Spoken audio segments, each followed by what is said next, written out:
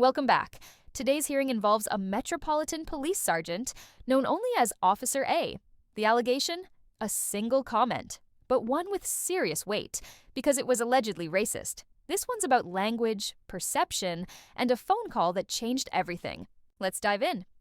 So, on the night of October 16th, 2022, Officer A was on duty, just starting his night shift. He got a call from a black female colleague, Officer B, who told him a woman was at the front desk waiting to report a domestic incident. And according to Officer B, his response was, "Did you also create a CAD for this, you little monkey, since you now create CADs?" Yeah, that's the actual phrase alleged. And just to clarify, CAD means computer-aided dispatch. But little monkey? That raised alarm bells fast. Whew, yeah.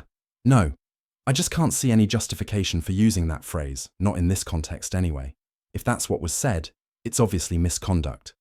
But is there more to go on? Well, Officer A denied using that language from the beginning. He said he couldn't remember the exact words. It was over 2 years ago by the time this reached a hearing. But he was clear. He never used anything racially offensive. Full stop, here. But here's the tricky part. The only person who heard that comment was Officer B. No recording, no witnesses, no confirmation. Just her word. No supporting evidence? That's not a great position for either side, honestly.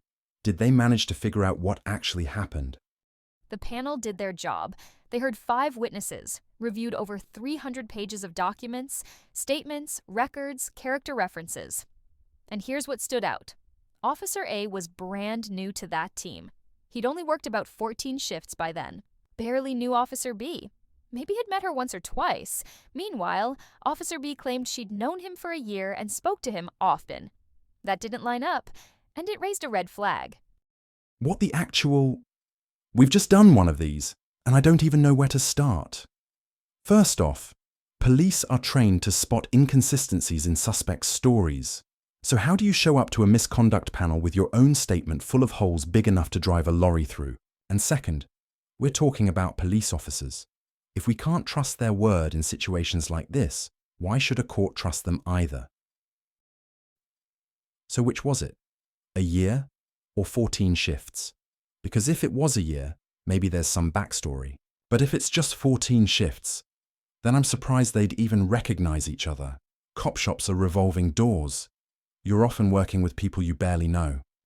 Exactly. She said she recognized his voice, that it was clearly Officer A, not the other Sergeant, P.S. Rye, who was sitting next to him. But here's the twist. P.S. Rye admitted he might have said something similar. He originally told investigators that he may have used the phrase cheeky monkey the night before. But by the time of the hearing, he wasn't sure anymore. And the panel, they didn't buy the timeline. They said it was more likely than not that Rye made that comment on the 16th, not the 15th. Wait. So the guy next to him basically admitted to saying it. And honestly, cheeky monkey makes way more sense. Sometimes, you've got to step back, take skin color out of the equation, and ask yourself, was what I heard actually malicious?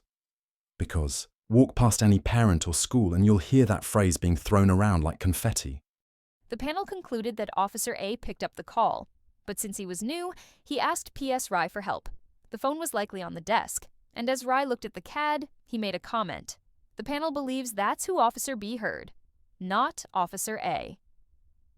And, to be clear, the panel didn't question Officer B's sincerity. They believed she genuinely heard something that upset her, but they didn't believe she correctly identified who said it. Okay. I might have to walk back my earlier rant, because while I'm not 100% sold on the panel's version of events, it does sound plausible.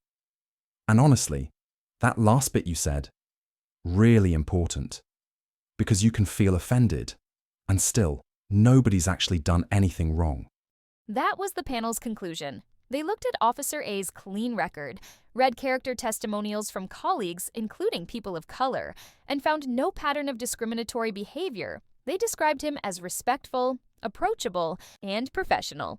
And when it was all said and done, they ruled the allegation not proven. Yeah, I've got to agree. Especially since someone else did step up and say, I said it, but not to her, and not how she thinks she heard it. I'm glad the panel took the impact seriously, though. Even though Officer A wasn't at fault, the fact that a comment, even offhand, made someone feel dehumanized, it still needed to be looked into. 100%. And as a side note, the panel was also critical of how long this process took. From the incident to the hearing, nearly 2.5 years. Delays, missing records, late statements. Not ideal when you're asking people to remember who said what on a phone call from 2022. Yes, finally. I've been saying this from the start. Why does a misconduct hearing need to take a year minimum to get held? It's just baffling. And honestly, infuriating. So, final result. No breach of standards, no misconduct, no disciplinary action. Officer A walks away cleared. But what do you think? Was this a misunderstanding, or did the panel get it wrong? Let us know in the comments. But that's me done for another video. Hope you're all doing well. Catch you in the next one. Bye for now. Unless there's proof, or at least a pattern, of this sort of behaviour, I don't see how the panel could have come to any other decision, even if that second officer hadn't stepped forward. But hey, that's just my opinion. Thanks for watching. Be sure to subscribe for more updates. Stay informed, stay aware, and remember, accountability matters.